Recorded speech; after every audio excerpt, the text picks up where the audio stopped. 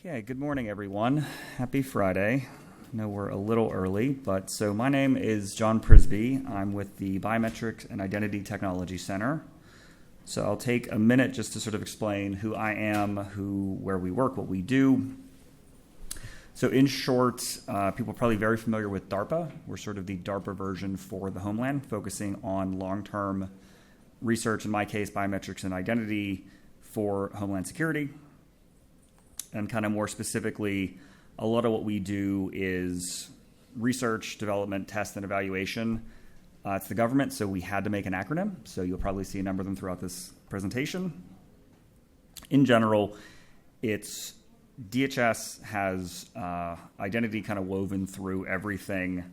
And if you went through an airport to get here, you probably went through some of this. Did you pop your ID into a little thing that kind of looks like a toaster? So that's an example of a document authentication machine. And then depending on the airport you came from, you probably had to stand, look, and smile, or optionally go through the manual process. That's actually an example of the work that we do. We do some of the testing for demographic differentials to understand kind of how well that selfie matching works. And there's also a variety of different kind of tests. Because DHS has such a variety of operations, for example, if you take an indoor camera and you put it in the southwest desert where it gets 150 degrees of asphalt, sometimes it just fries a circuit. And that's an example of some of the mission areas that DHS have just can be more challenging. Or in airports, if you put a camera and then the sun comes up because it faces east and there's no blinds, it'll just blind the optic sensor. So what I find interesting about DHS is it's not just it's not enterprise settings where necessarily you're in an office, there's controlled lighting, you have consistent lighting, power, a lot of the things that kind of we take for granted, I'd say generally in enterprise. So I think the interesting and the fun part of the job is you get all sorts of wacky, strange, unusual things depending on disaster response, border control, other things. And this requires a lot of different kinds of testing in a lab setting. We have a 24,000 foot reconfigurable lab space that you can simulate a port of entry. You can do airports. We can have things like this where you have an officer like this, or you see if you're looking at a passport, but you have this removed so they can see more of the luggage and look at sort of different performance and how that works. We work a lot cooperatively with industry. Unlike DoD, we tend to buy commercially available solutions. We don't tend to necessarily develop a lot of our own things like they do with sort of major weapon systems. So what I'm going to talk about today is a bit less of IT, and you'll hear me mention the word digital, I think, a lot less than a lot of other people. Because in general, this is an example identity ecosystem. Or just curious, are people familiar with Sustainable Development Goal 16.9, legal identity for all? Okay, couple percent. So the way the UN, United Nations, has sort of defined a variety of sustainable development goals is one is when they initially came out, there was 1 billion people without legal identity. If you want to talk about a really difficult identity situation, if you are stateless, if no country claims you as a citizen, it is a really hard place because you typically cannot enroll for any kind of services, healthcare, education, employment. You typically cannot travel anywhere. So it is just a very hard thing to be stuck into.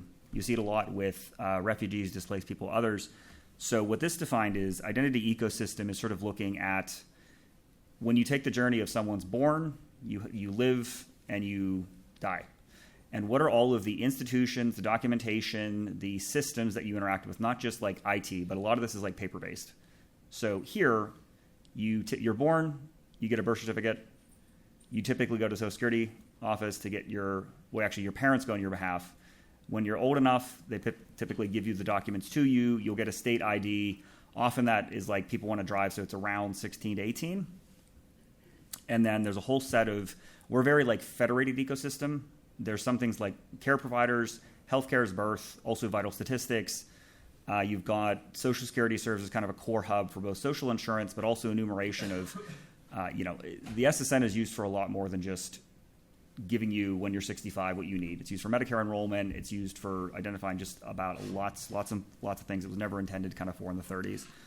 And then you get to federal, which passports typically people have. There's a lot of, I'd say, unique cases, but it's just state, local, federal, and also private sector in some cases. When you pass away, fact of death, it's funeral director, it's overseas treaties. There's a lot of places. If you really go down the rabbit hole of administratively what happens after you die in the paperwork. And where it gets kind of challenging is, I think, administratively about like over 1,000 people are killed every month. And if you're declared dead and the computer says you're dead, it's really tough that if you show up to like a bank and you're like, hi, I'm alive, and they go, no, but the computer says you aren't. So that can be a tough place to be in. So you get these corner cases where like when it goes wrong, it can go like really wrong, and it's hard because people don't believe that you're not dead. So identity lifecycle, this will look kind of familiar, but just in general, there's registration, you're issued some kind of credential. Generically, credential just being it's an instance of a database record you can carry with you. So all the new digital wallet stuff is, we have versions of this, it's just typically paper, and they're usually not like wallet sized. And sometimes there's design issues. Like I know one of the issues with COVID is like we all had these like CDC vaccination cards, but the issue is they're not credit card sized. So if you like try to put them in your wallet, you kind of had to like crumple them up. If you laminated them, it's kind of like putting your passport. It's just inconvenient because it doesn't fit in your pocket. So just an example of a lot of these things were designed not necessarily to be easily portable. So that's kind of where you get the inconvenience of it, but also, kind of taking a step back where the U.S. identity ecosystem was never designed. It sort of happened over the last couple hundred years. I was actually in Jamestown, Virginia a couple weeks ago just for a quick trip, and I found it interesting that they didn't call it the census, they called it muster, which is they made every resident come out in 1622 and counted them. And that's an example of part of the ecosystem. And then they actually, a church at the time, because this is like pre-anything when we were still part of the English Empire, they recorded records, and there's actually still birth certificates that you can find. Now they've imaged them, you can find them online, but vital records they went to church, eventually to state, usually around 1900, but it's been a long, slow evolution. So why does DHS care about identity? Why am I here? Why am I talking about this? So just in general, these are sort of 6 DHS missions that knowing who people are, what they're affiliated with, is there a risk? How do we provide better customer service? How do we train the workforce for the future because things are changing? It's not the end of the journey, but it is sort of a step along the way. And when it works well, you barely notice it. When it doesn't work well, you notice it hugely because, I'd say if you want to go have a good example of like stopping, if you go to, the airport and you say, I don't have my ID, you're going to go through a lot of friction before you get through a checkpoint. So when it doesn't work or when someone forgets something, the process becomes much more painful. So there's been some work that we've been partnering with the Research and Development Corporation to do, look at sort of, there's a methodology from the World Bank, which is part of the UN, called Identity for Development. If you look at a nation state level and assess identity and the functioning of it, and I don't think we've ever really done that here systematically. So this is like a big thing like that map I showed. So we didn't necessarily have the time or the funding to kind of do all of it. And we also don't have typically what a lot of other countries have, which is called foundational ID, which is like one document that kind of like ladders you up to everything else. So what we looked at were 3 documents that together typically do that for you, which is birth certificate, social security number, and state ID. With those, you can typically get anything else. And if you do not have those, it can be very challenging because often the path to get them is circular. So if you don't have them, things can get hard, and that's where you run into issues of like, you can call it equity, you can call it inclusion, but just in general, your exclusion from the formal economy because it's difficult to prove you, which means you're typically in like a cash-based thing where you can carry value with you, but once you try to access anything digital, it's really tough, especially when you get into high-trust environments. So sort of, I think as the last speaker, a lot has talked about, credentials are going digital generally. But I thought it was important to say, well, the reason I called this Brownfield, not Greenfield, is I think a lot of talk is like, we can build this wonderful new thing from a blank slate. And that's not true, at least here. There's hundreds of years and, people are used to things, and there's 56 issuing jurisdictions just with states. To give you TSA deals with 841 issuing jurisdictions at checkpoints. 530-ish federally recognized tribes, all countries whose passports are accepted, all states, federally issued documents. There's just a wide variety. Like 80% of these are state issued IDs, but once you start getting to the last 20%, that tail, it is a very long tail. So kind of, yeah, like why these documents? Because with these, and usually there's always someone who's like, well, what about this interesting edge case? And I'm not going to lie that there's dozens, there's probably hundreds. This room, people could probably think of 50. But we sort of had to start somewhere, which is like, can we get to 80% as a start? So also, states are not all the same. So what we sort of had looked at is, and this work is continuing, it'll continue till about November, and the goal is to kind of release about as much as we can. To understand DHS's role in the ecosystem, we had to understand the ecosystem better first, because it is both an issuer of identity, a holder, a verifier. It's the largest verifier of human identity in the US.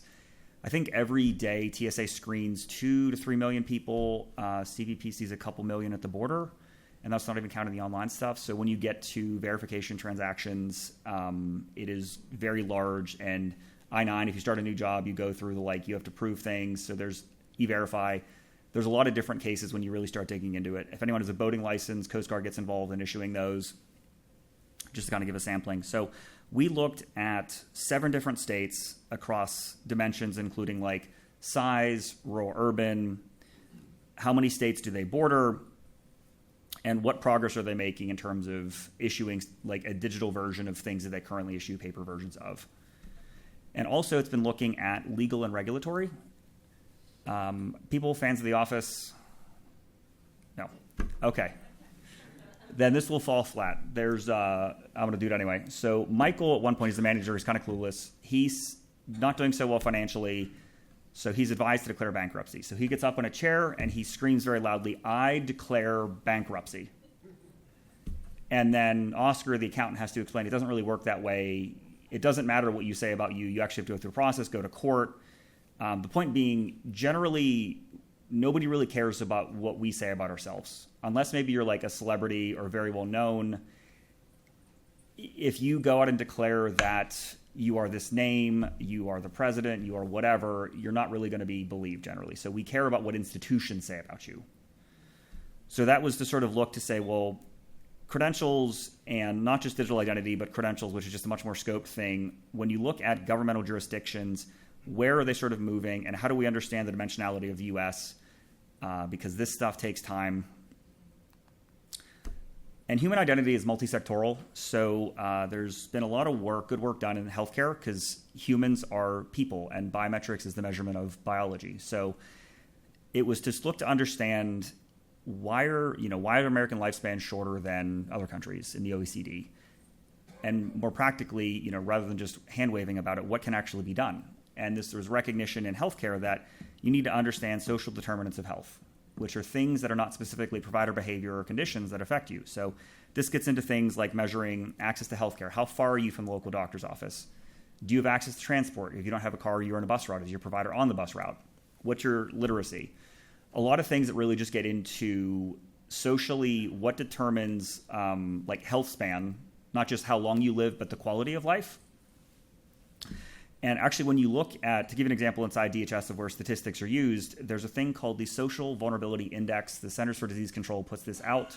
It measures at a county level vulnerabilities of social people, the population there. So when you look at disaster response, they will choose to stage certain things to like disaster recovery centers, online options, others depending on this, because events are geographic. And just to give you like an example in California, downtown LA is very different from the Imperial Valley.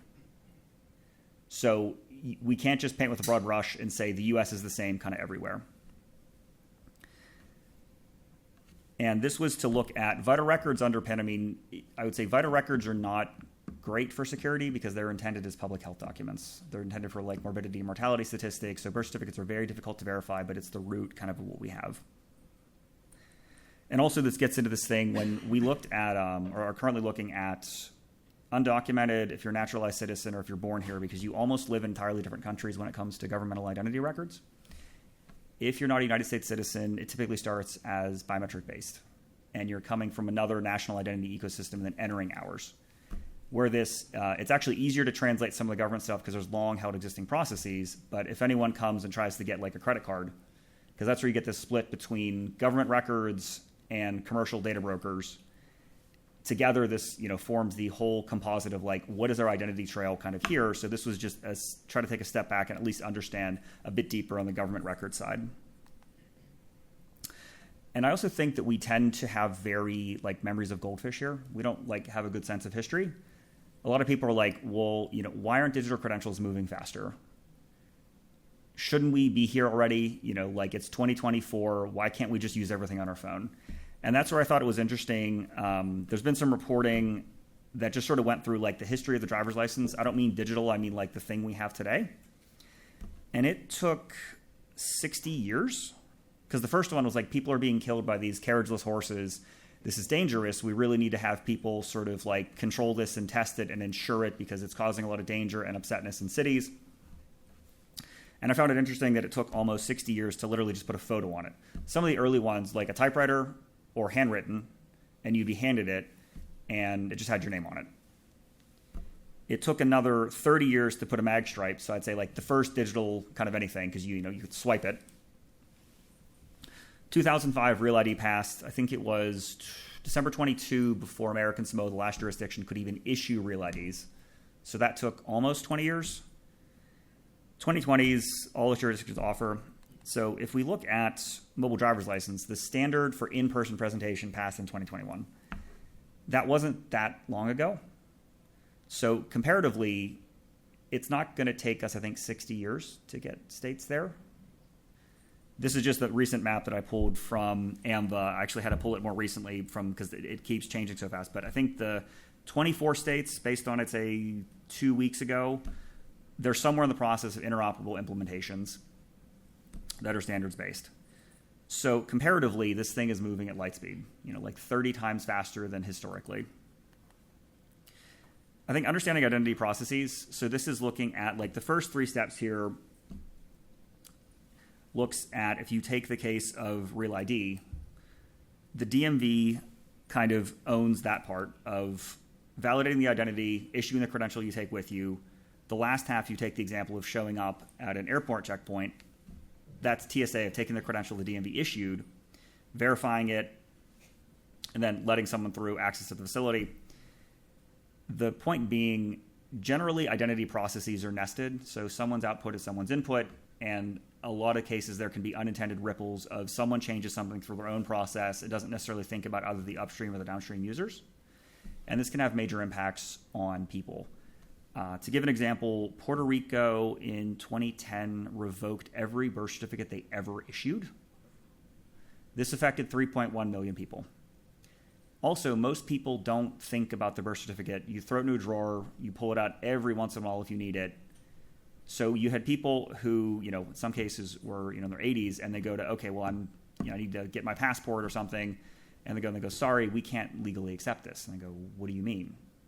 And it was it's still affecting people because you have to contact the Puerto Rican Vital Records Office to get another one issued to you.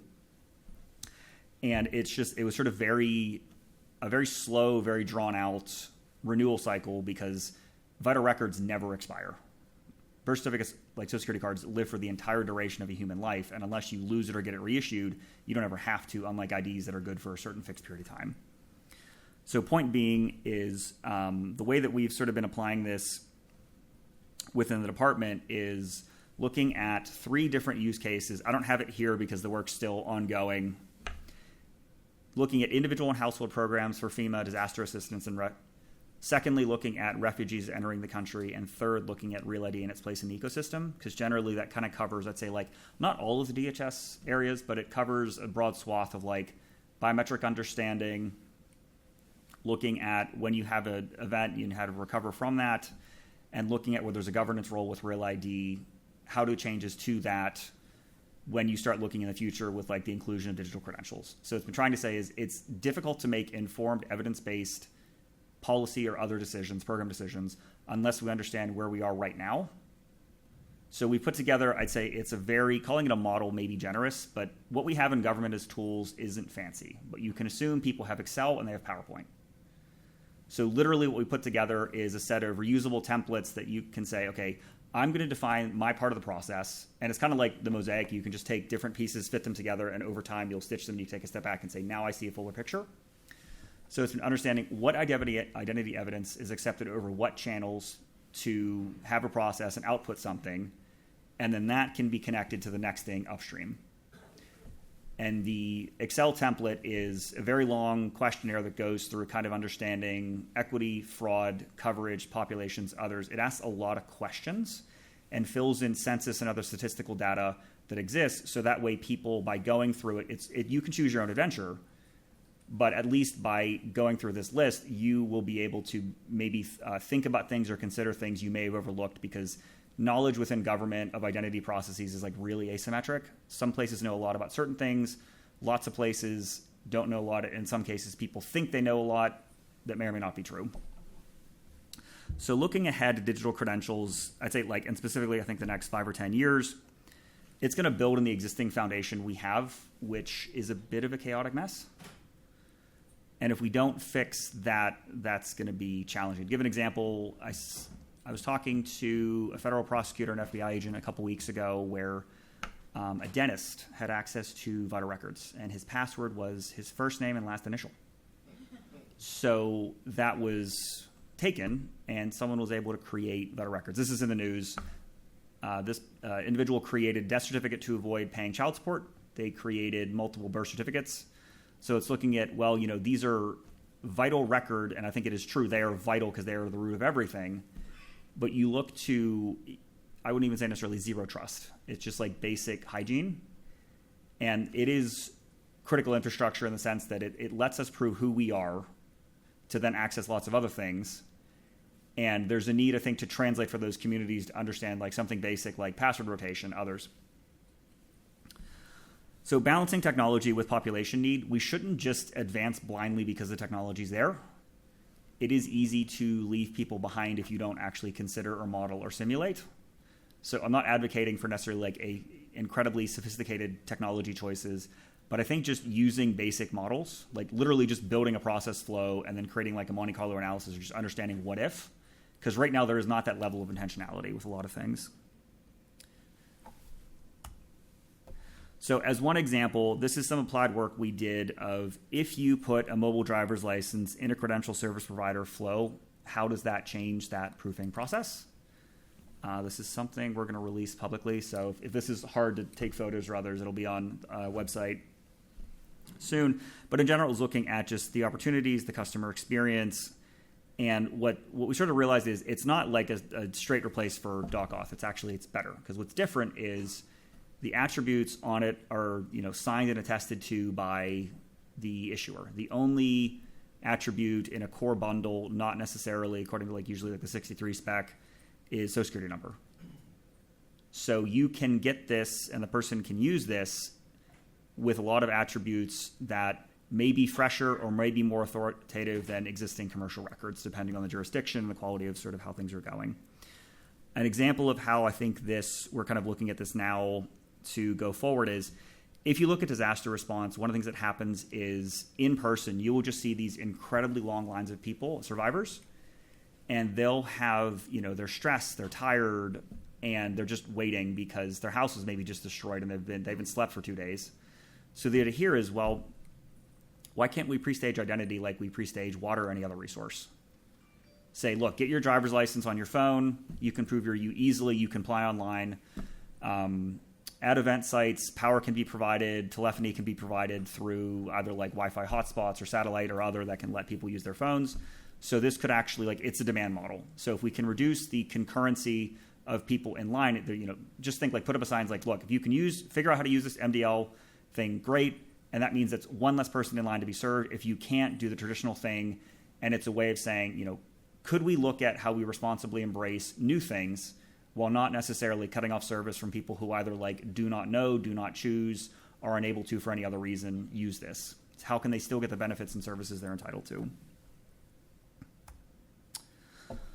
So that's it, and I'll close with a shameless plug. We have a biometric research scientist position open till June 3rd. If you look on USA Jobs for DHS Science and Technology and you're interested, please apply or please share with people who who may be qualified. I think we do a lot of interesting work. That's it. Thank you for your time and attention.